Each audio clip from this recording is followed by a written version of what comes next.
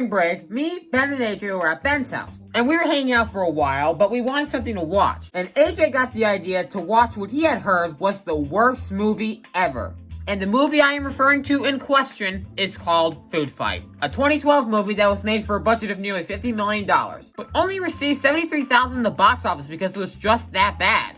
I mean, it has a 10% on Rotten Tomatoes. But then again, how bad can it really be? I mean, it took them over a decade to release this movie. Surely, it can't be that bad. Alright, let's just get with the review.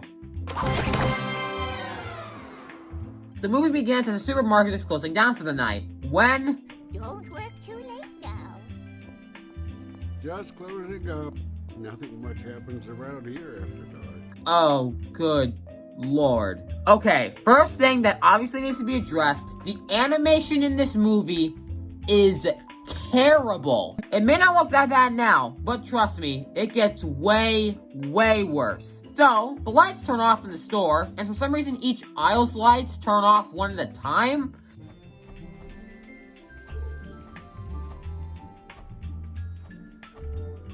To then immediately turn back on, where it's revealed, much like Toy Story, that the shopping has a sprawling city at night and all the mascots come to life. We are then introduced to the main character, Dex Dog Detective, who is a dog, who fights Yeah, I know, the movie's breaking new grounds with that name. Anyways, we first see him fighting rats on a hot air balloon, and they immediately break the laws of physics.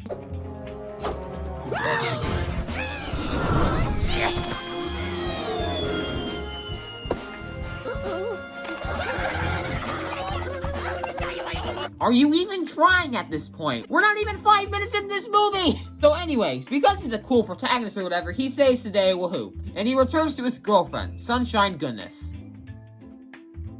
You can see how creative they are with these names. Also, Dex is a dog, whereas Sunshine is like a half-cat, human hybrid. So, doesn't that mean this movie is kind of promoting bestiality? Anyways, he talks to his best friend, Daredevil Dan, about proposing to Sunshine with a 24-carat ring. Get it? It's actual carrots! It's a food pun! Are you tired of these food puns already? Well, too bad, because there's way more. Of all the produce bars in all the supermarkets in all the world, she had to walk into mine. How the ho-hos can this be happening? Frankly, my dear, I don't give a spam. Anyways, so he's about to propose when, oh no, Dan's plane crashes since he needs to check up on him. And then hours later, she's still not back. I don't understand it. Sunshine went to check on you right after the crash. No, I told you, dog, I didn't crash. That was hours ago. Where is she? So then we cut back to the store to see, oh, good God. May I help you? You must be Leonard. Give us 1 week. We don't have space. Oh, I'll make space. What is that thing? Why does it move like that? Why did the store hire this man? So, it turns out this guy is representing brand X. And the first thing he does is knock over a bag of chips. So then have the store owner nearly cry about it. That was a perfectly good bag of chips. Never opened. Never enjoyed. Calm down, mate. It's one bag of chips in the sea of hundreds of others in your store. We then cut to 6 months later, really using the endgame strategy, I see. Sunshine is still missing, and Dexter decides to stop being a detective and run a club where all the mascots hang out. Anyways, Dan decides to fly a plane again, and guess what? He crashes again. This scene is totally pointless. Also, how is there an alligator in his plane? After that, we then cut to this weasel thing with the most bizarre neck feathers I've ever seen. Not so fast, Mr. Detective. I am the weasel for you. He then gets hit by a train. Again, another scene that doesn't impact the movie at all. You despise me, don't you?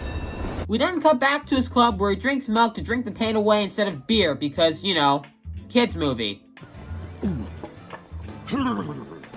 Or it's drugs, who knows. Then, some lady representing Brand X comes in the club, and immediately all my friends are like, yep, she's definitely the Swiss villain. Even though it was kind of already established that Brand X was the bad guy because they knocked over a bag of chips. Although, to be fair, we had already begun losing our attention to the movie because it's just that bad. Then, a fight scene breaks out in the club, and Dex tells everyone to leave. Party's over. Time to banana split out of my club. That's literally that's literally what I do! But I'm a YouTube channel with 300 subs. This is a movie with a $50 million budget! The Brand X lady leaves with Dan, only for her to go back to Dex's house to try to... I have no idea. I've got a hot case for you. I'm looking for a guy about your height. Same great build. Same strong jaw. Maybe I can help you get a clean start on a new relationship.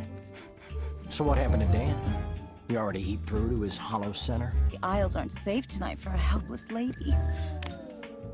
Like me. Kids movie, everyone. Remember that? Dex doesn't bite into it, and we then come back to outside to find a mascot dead on the ground, which means that the brand stops existing because, I don't know, movie. We're the soul of our products. Without us, they're gone. Real fast. Anyways, some bullcrap happens, and then Dex decides to leave to find Dan because he went missing apparently. So, after he leaves, the Brand X lady comes back with an army that are basically supposed to represent the No-No Germans.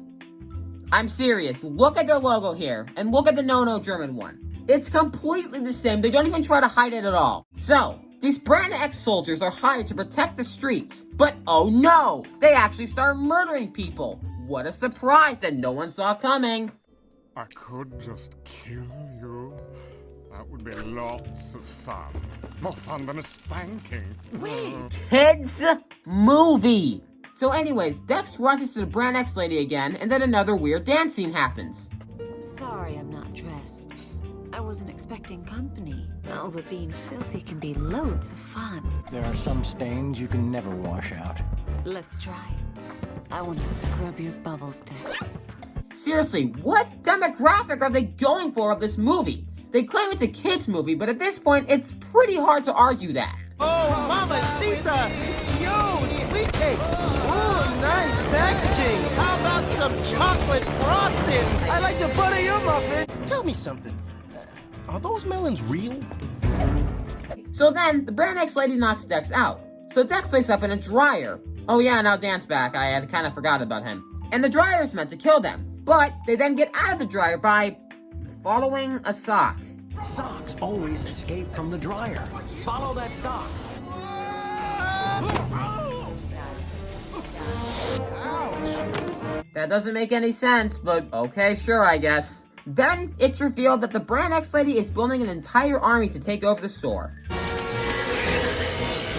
They're building an entire army of robotic exobites. So, then Dex and Dan go to meet this scientist with a giant nose, who I find incredibly annoying. I think it's the secret ingredient in the Brand X elixir. X! Oh!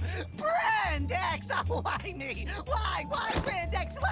No, come on. Why not, let's see, Dr. Pepper, Dr. Scholl's, Dr. Feelgood! Ew! Oh, this is just great. So, the scientist finds out that everything Brand X uses for their formula is incredibly toxic and addictive to humans. But, don't we have the FDA to stop these kind of foods from getting passed in the first place? Do they just not exist in this movie? Then again, the country is technically never established in this movie, besides all the American exclusive products seen throughout. And so, then they decide they need to go out in the middle of the day when everyone is shopping so they can go to a computer and get Brand X recalled. And they have to get across this aisle. And you know how I said earlier in the movie, the animation in this movie gets a lot worse? Here's where that is. No, Larry, I am not buying that for you! Ah! Seriously, you could have not made that more terrifying if you tried. So, they make it to the computer, where they find out Brand X had 2 brands recalled, one of them being Sunshine Goodness. They go to send a form to recall all the Brand X products, but then Brand X unplugs the computer. So then we come back to the Brand X lady who begins giving a speech. We must send all the undesirables where they belong. The expiration station.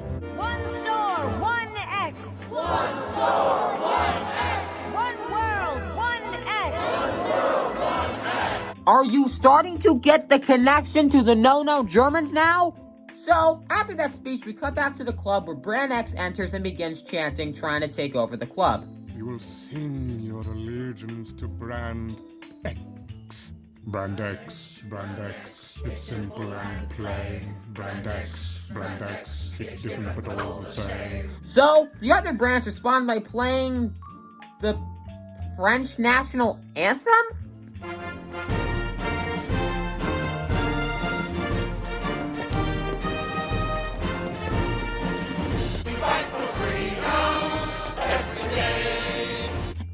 works! Brand X then leaves after they sung the French national anthem. What? I wonder if that could work in real life. Brady, I represent your mortgage company. You're 3 months late on your mortgage. Anyways, Dex then gives a speech or whatever to the other mascots. Now who's with us? I'm with you guys, but could somebody please turn up the heat? But you're a penguin. Then, the Brand X lady sends her army to begin attacking the store. The battle begins between the store mascots and the Brand X army. This entire battle sequence lasts way too long. And I'm not going to waste your time describing how it all goes down, so here's some of my favorite moments from the fight.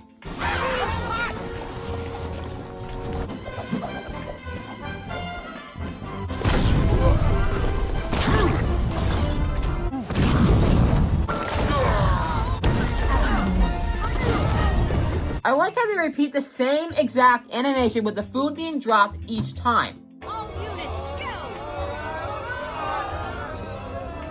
Armies attack! Why didn't they just use those from the get-go? So, another scene occurs with the same animation being repeated a bunch of times until we get to Dex's new plan. Putting things on the roof of shelves to try and get a lightning strike. Even though they're in a store. Look, this stopped making sense a long time ago. I don't even care anymore. Then, some bullcrap happens, and... See, Dex, I can help. No! Oh yeah, this is supposed to be the sad scene right here. Even though we've only seen this guy for like 3 scenes total, we're supposed to be sad right here. Right. The penguin is brought back to the club where the scientist comes back. It's a preservative. Okay, imagine the chemical opposite of a preservative, huh? Yeah, one dose causes a victim to spoil in his own unique way. A cookie crumbles, ice cream gets freezer burn. No, chips. Can you hurry up, please? I don't care. You are so annoying. All the lightning rods are in place, I guarantee it. Well, pretty guaranteed. I mean, it's almost guaranteed. I can't guarantee it. Well, because my eyes aren't that good at... Again, can this movie go any slower? It's an hour and a half, but it feels way longer than that. So, then Weasel starts Lightning Storm by breaking a power line.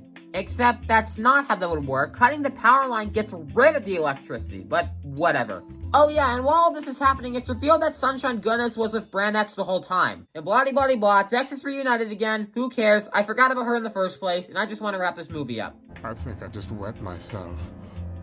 It feels rather nice.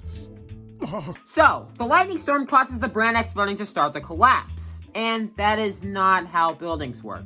Seriously, that thing should have fallen a long time ago. Then, the Brand X guy comes back, only for him to just die by being tripped. But, oh wait! It's actually revealed that the Brand X lady was him the entire time!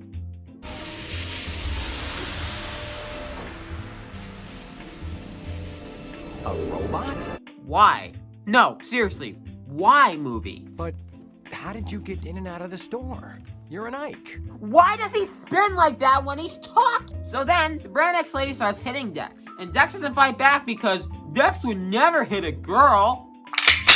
Time for you to die, dirtbag! Well, I'm such a fine gentleman, I would never fight back against a girl, so go ahead.